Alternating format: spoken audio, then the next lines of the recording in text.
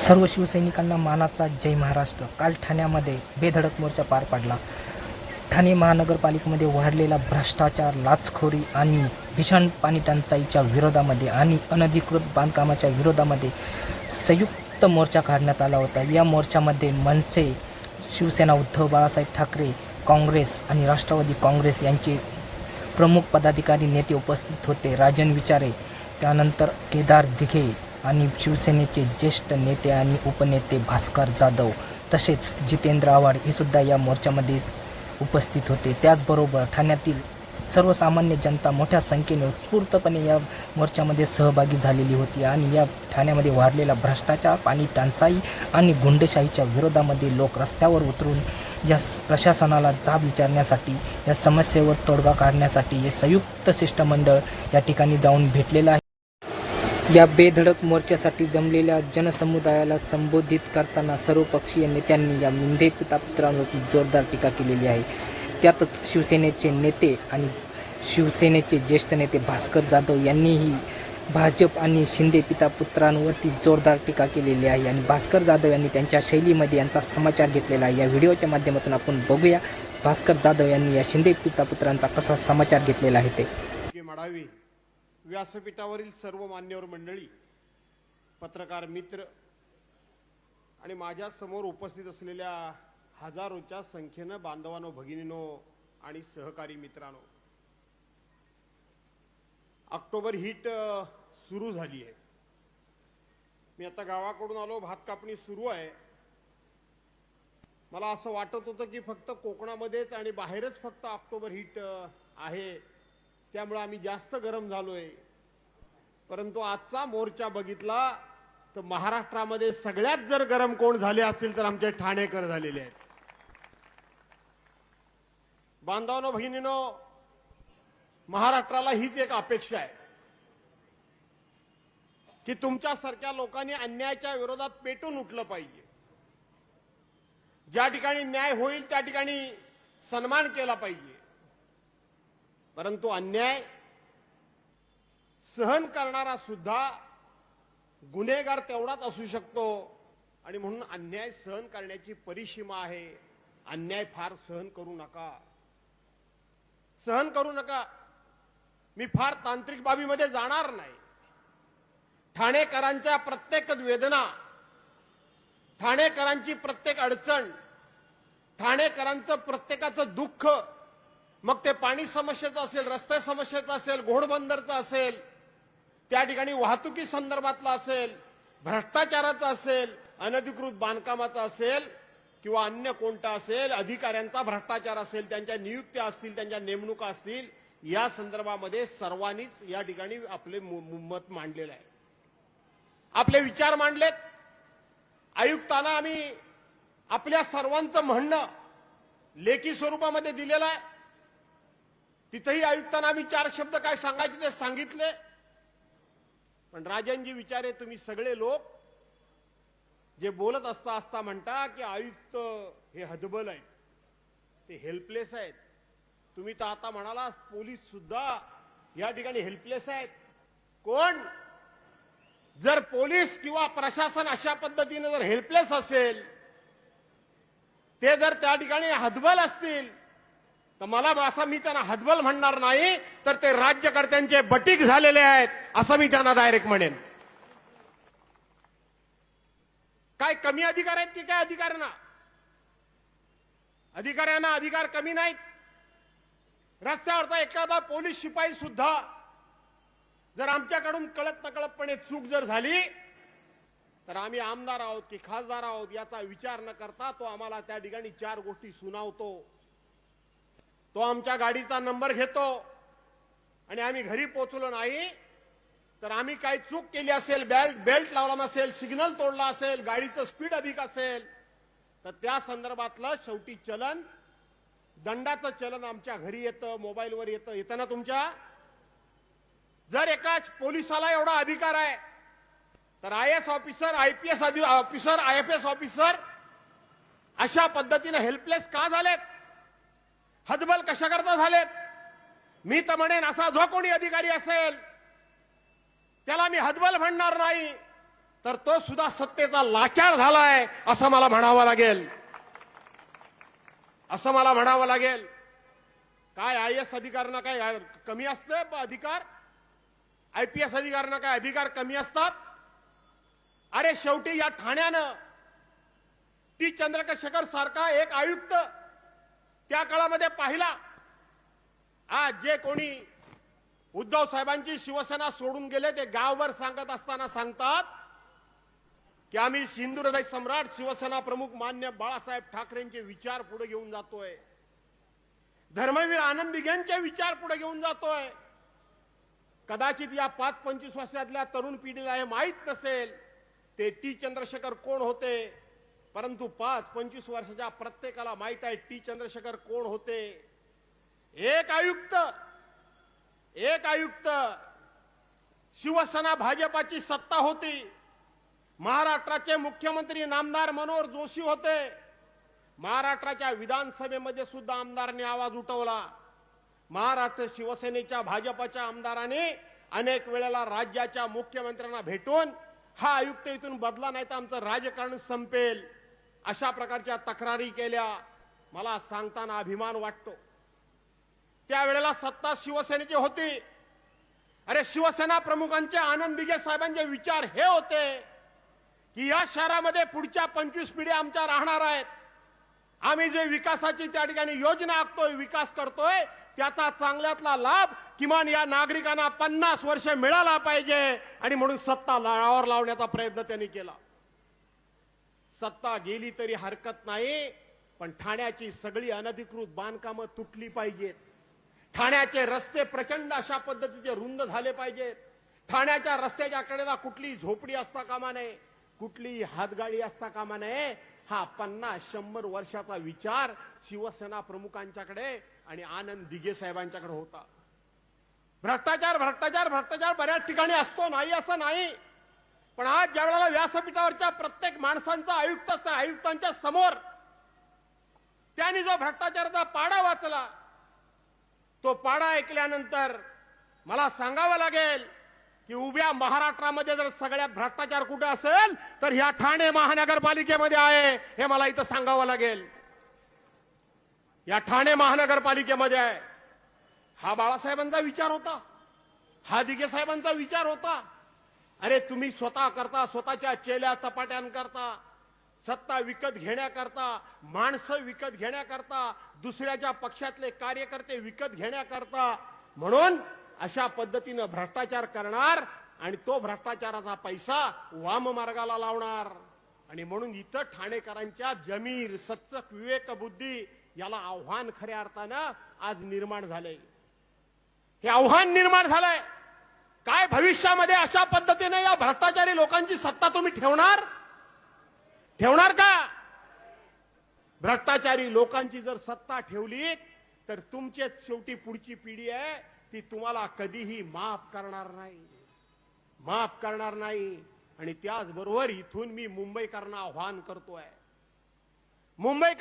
करतोय.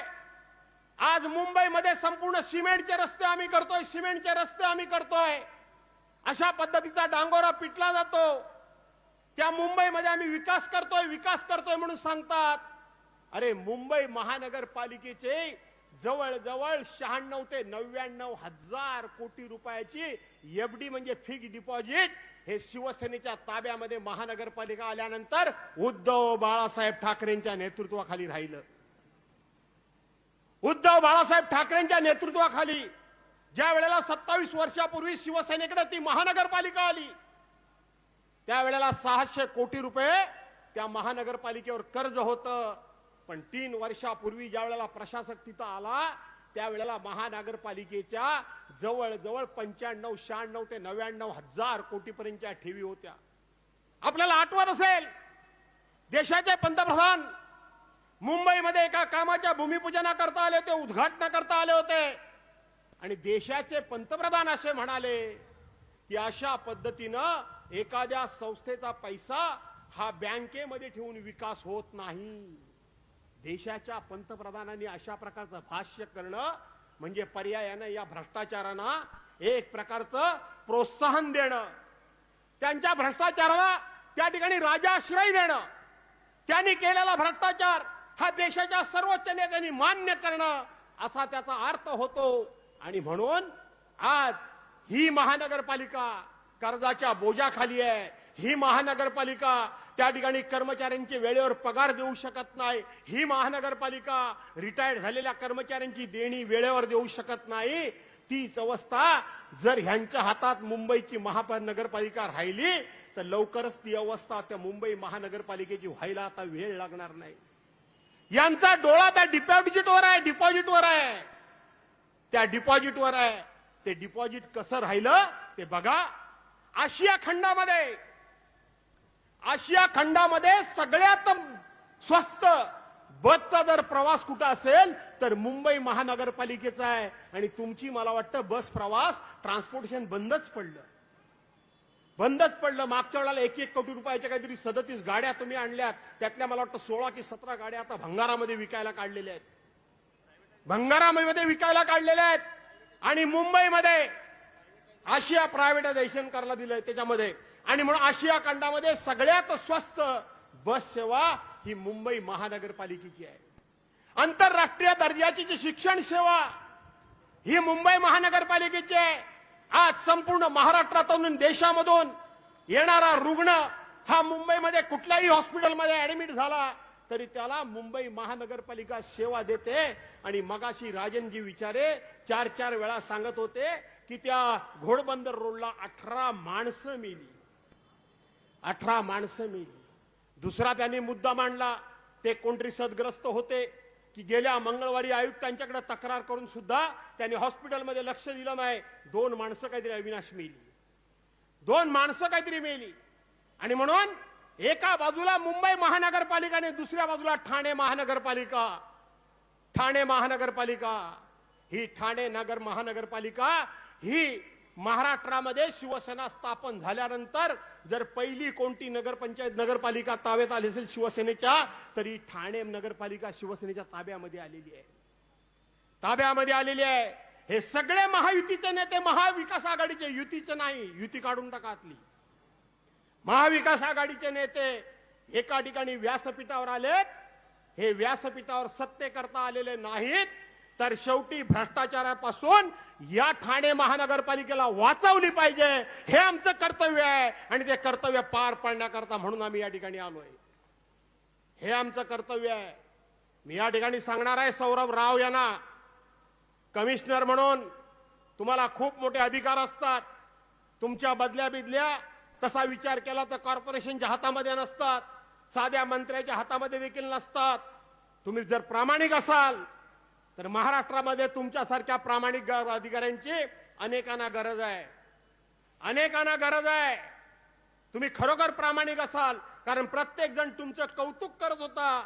मला असं वाटतं की तुमच्या कौतुकाबद्दल मला ह्या कमिशनरचा संशय येतोय.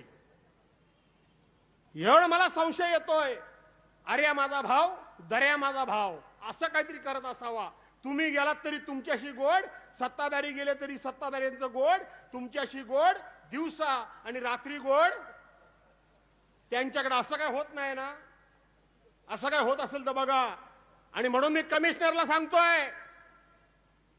सांगतोय केवळ आम्ही तुम्हाला भेटायला आलो नाही, केवळ आम्ही तुमच्या हातामध्ये निवेदन झालं म्हणजे आमचं काम संपलं नाही. जर कायद्याच्या पाठीमागे उभं राहिलात नाही, भ्रष्टाचाराला उकडून काढण्याकरता आपली कारकीर्द जर पणाला लावलीत नाही, अनधिकृत बांधकामात तोडण्याकरता म्हणून रस्त्यावर उतरलात नाही, लोकांना वेळच्या वेळी पाणी मिळायला पाहिजे म्हणून दिवस रात्र जर काम केलं नाही, लोकांना व्यवस्थितपणे रुग्णसेवा मिळाली पाहिजे याकरता आपले अधिकार गाजवलेत नाही, तर येत्या विधानसभेच्या अधिवेशनमध्ये तुम्हाला रस्त्यावर उभा केल्याशिवाय राहणार नाही, हे मी तुम्हाला या ठिकाणी सांगतोय. सोडणार नाही. आता एक निर्णय तुम्ही चांगला घेतला. कोणतरी तो बोरशिया सगळ्यांच्याच तोंडात नाव पाटोळे बोरशे आणि तो पवार कुठला काय तो कुठला तरी पवार जेलमध्ये गेलाय तो वसई विरारचा. पण तो पण कोणाच्या तरी अधिपत्याखालचाच होता ना, यांचाच आहे ना. मग चेन बरीच मोठी दिसते, सर्कल बरंच मोठा आहे भावानो, होय ना रे? जिकडे तिकडे भरपूर आहे. काय आहे हो तुमच्या ठाण्यातले ना? आणि म्हणून मी आता इथंच थांबायचा निर्णय करतो असं मला म्हणायचं आहे. वाजले बरेच. एकदा मूड मध्ये आलो तर बराच वेळ जाईल. आणि म्हणून मला या ठिकाणी कमिशनरला सांगायचं आहे, आमचा राजकीय भांडण जे काय असेल ते आम्ही करू. त्या भांडणाकरता तुमची आम्हाला मदतीची गरज नाही. पण अधिकार म्हणून, फक्त अधिकारी म्हणून त्या ठिकाणी हा पण चांगला आणि तो पण चांगला असलं कौतुक करून घेऊ नका. तर कायद्यानं काम केलं आमच्या कमिशनरनी म्हणून चांगला म्हणायला मी येईन स्वतः. म्हणून सुद्धा मी येईन. पोलिसांना पण तेच सांगतोय. तुम्ही पोलीस आहात. तुमच्या अंगावर खाकी वर्दी आहे म्हणून तुम्हाला किंमत आहे. तुमच्या अंगावर जर खाकी वर्दी नाही तर तुम्हाला कोण विचारतो? पण किमान स्वतःचा जमीर, स्वतःचा त्या ठिकाणी स्वाभिमान घाण ठेवला तरी चालेल. पण अंगावरच्या वर्दीची इब्रत राखण्याचं काम तुम्हाला करावं लागेल. मान सन्मान प्रोटोकॉल हा राहिला पाहिजे. पण कायदा कानून सर्वांना सारखा असला पाहिजे. आणि आताच मी चर्चेमध्ये जितेंद्रजी एक गोष्ट तुमच्या लक्षात आणून दिली सर्वांच्या, ज्याचं कौतुक मगाशी कोणीतरी केलं की मी माझ्या नगरपालिका, आपण दोघे एकत्रच मंत्री म्हणून होतो, माझ्या कारकिर्दीमध्ये जो म्हणून मी कायदा केला, जो कायदा केला त्या कायद्याच्या अंमलबजावणीमध्ये चूक झाली तर सर्वसामान्य माणसाला जबाबदार धरलं जायचं, त्याच्यावर कारवाई केली जायची. पण कायदा राबवणारा अधिकारी मात्र स्वतः चूक केला तो नामानिराळा राहायचा. त्यामुळं मी माझ्या कारकिर्दीमध्ये जी कायदे केले त्या सगळ्यामध्ये जर चूक झाली तर पहिली अधिकाऱ्यावर कारवाई करा, हा कायद्यामध्ये तरतूद केलेली आहे.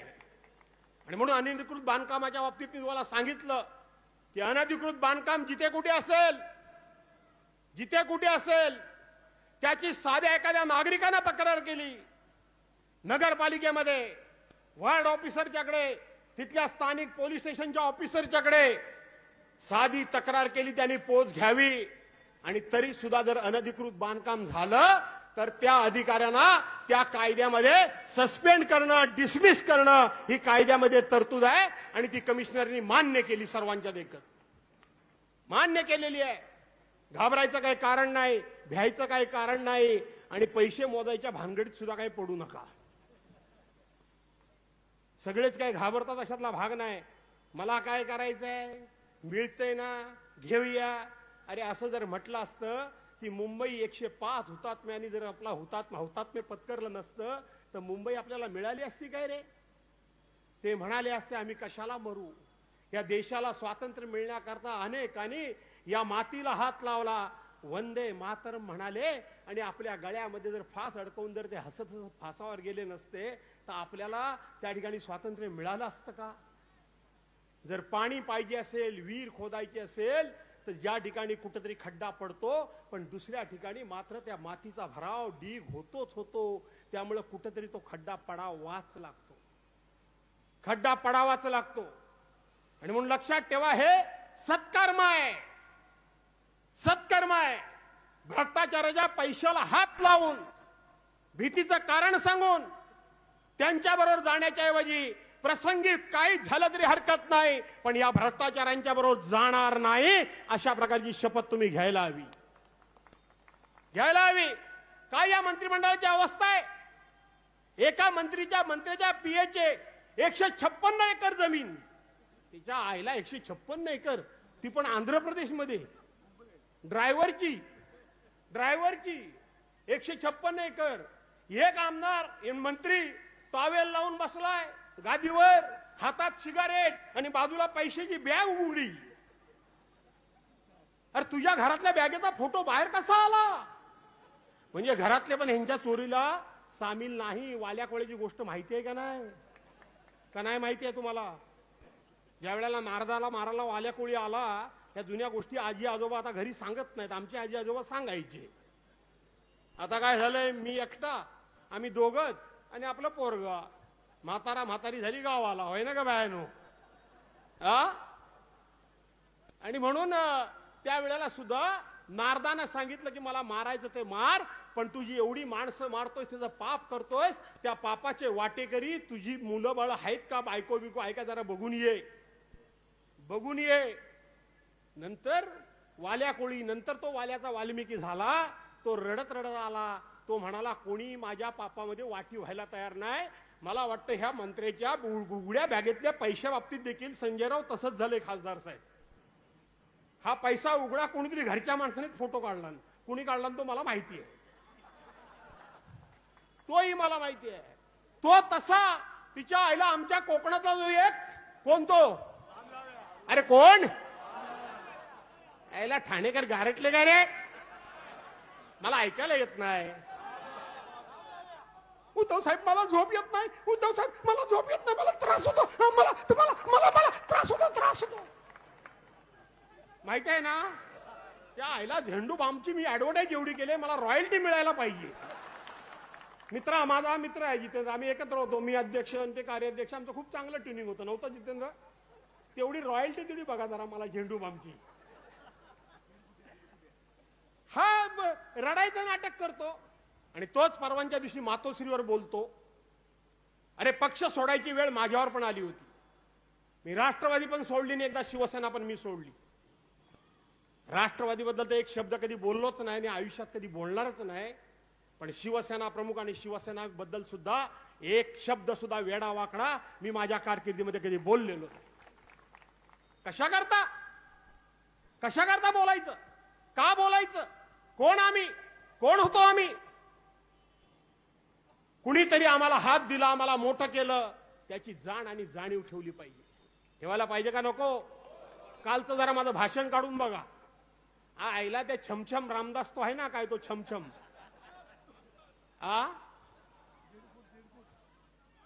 हो पण तो बारवाला छमछम बायकांच्यावर पैसे उडवणार, बरोबर आहे की नाही.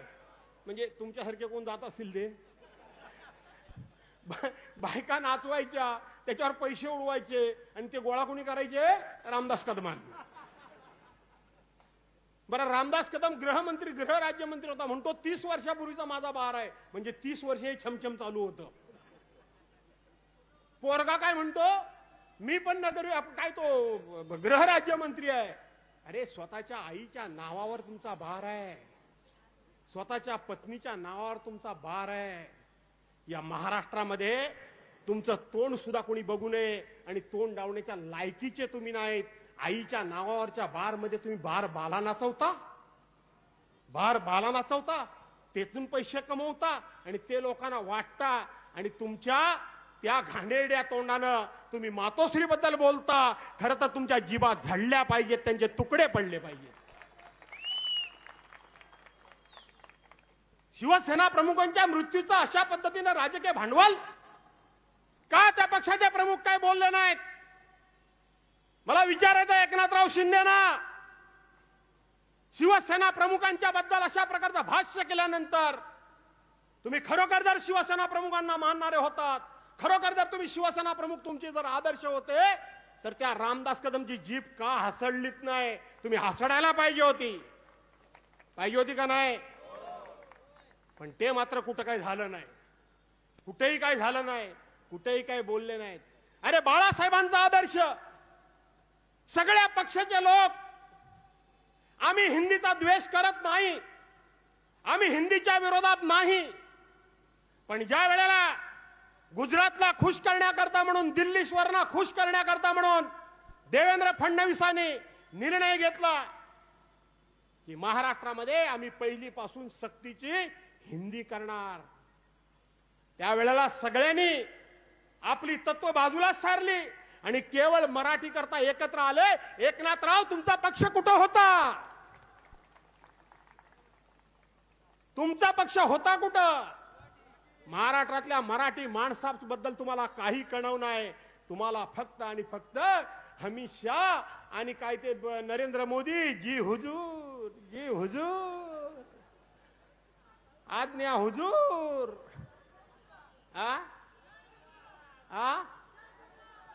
जय. आवाज पाहिजे तसा येत नाही रे. घाबरता काय रे, घाबरता. ठीक आहे. आणि म्हणून इथं स्वतःचा स्वाभिमान सन्मान हा राखण्याचं काम करा. तुम्हाला पण आता घरी जायचंय, नेत्यांना पण घरी जायचंय. भाषण आता जास्त काही करत नाही. नको ना करू का करू?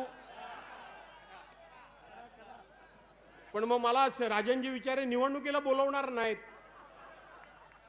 अहो जितेंद्रजी, पक्ष फुटल्यानंतर गेल्या त्या 2 वर्षाच्या कोजागिरीला संपूर्ण महाराष्ट्रामध्ये पहिली सभा घेण्याचं धाडस या ठाणेकरांनी दाखवलं आणि भाषण करण्याचं धाडस पहिलं भास्कर जाधवनी दाखवलं. होतात ना तुम्ही का नव्हतात? अन्यायाच्या विरोधात पेटलं पाहिजे. हा छत्रपती शिवरायांचा महाराष्ट्र आहे. हा छत्रपती संभाजी महाराजांचा महाराष्ट्र आहे. हा डॉक्टर बाबासाहेब आंबेडकरांचा महाराष्ट्र आहे. हा हिंदू हृदय सम्राट शिवसेना प्रमुख मान्य बाळासाहेब ठाकरेंचा महाराष्ट्र आहे. हा कैलासवासी यशवंतराव चव्हाणांचा महाराष्ट्र आहे. शाहूंचा महाराष्ट्र आहे. फुलेंचा महाराष्ट्र आहे. आंबेडकरांचा महाराष्ट्र आहे. या सगळ्यांचा हा महाराष्ट्र आहे. आणि त्याचे तुम्ही वारसदार आहात. त्याचे वारसदार आहात. आणि म्हणून त्या वारसाच्या वारसदार म्हणून त्यांच्या विचारांच्या बरोबर कायम राहा. हे अन्याय बिन्यायाचा आम्हाला काही त्रास होत नाही. मी माझं कधीच आयुष्यामध्ये सांगत नाही. आम्हाला त्रास होत नाही. पहिल्या दिवशी माझं घर जाळायचा प्रयत्न केला. घरामध्ये माझी पत्नी, माझी सून, माझा मुलगा आणि 2 वर्षाचं त्यांचं लहान बाळ. टाकले बॉम्ब, पेट्रोल बॉम्ब घरावर. आग लावायचा प्रयत्न केला. बोललो नाही काय? मीच जर बोललो, कारण लढाई मी लढतोय. जर सरदारच आपली दुःख सांगायला लागला तर सैन्य बाजूला पळेल. मी सांगत बसलो नाही. किती चौकशा लागल्या, किती चौकशा लागल्या. त्यानंतर 2 वेळा हल्ले करायचा प्रयत्न झाला. एकदा सिंधुदुर्गामध्ये देखील झाला. पण तिच्या आईला ह्यांच्या बापाला घाबरल तर भास्कर जाधव कसला? मी कोण नाही, मी एक सामान्य माणूस आहे. सामान्य माणूस आहे. पण माझी बाजू सत्याची आहे. आणि तुम्ही पाठीशी आहात ना सगळ्यांच्या. आणि म्हणून ती महाविकास आघाडी, भावानो, मी लहान माणूस आहे, टिकवा. उगाच काहीतरी छोटे मोठे मतभेद काढू नका. कुठे गेले ते आमचे, माझा गाववाला विक्रांत चव्हाण कुठे आहेत ते? हे झालं तर आम्ही राहू, ते झालं तर आम्ही राहू, हे सगळे विसरून जा. काय वाटेल ते झालं तरी असं सांगा. वरिष्ठांना आम्ही समजावू. पण सगळे एकत्र राहून सगळ्या ह्या नगरपालिका, महानगरपालिका, जिल्हा परिषदा, पंचायत समिती, ग्रामपंचायती, सोसायटी, बँका या महाविकास आघाडी म्हणून आम्ही जिंकू. अशा प्रकारचा निर्धार आणि निश्चय करा. आणि तशा प्रकारची तुम्हाला आई जगदंबेने सद्बुद्धी देवो अशी प्रार्थना करून आपल्या सर्वांची रजा घेतो. जय हिंद, जय महाराष्ट्र. असेच नवनवीन व्हिडिओ पाहण्यासाठी आपल्या चॅनलला लाईक, शेअर आणि सबस्क्राईब करा. आणि जास्तीत जास्त लोकांपर्यंत हा व्हिडिओ शेअर करा. धन्यवाद. जय हिंद, जय महाराष्ट्र.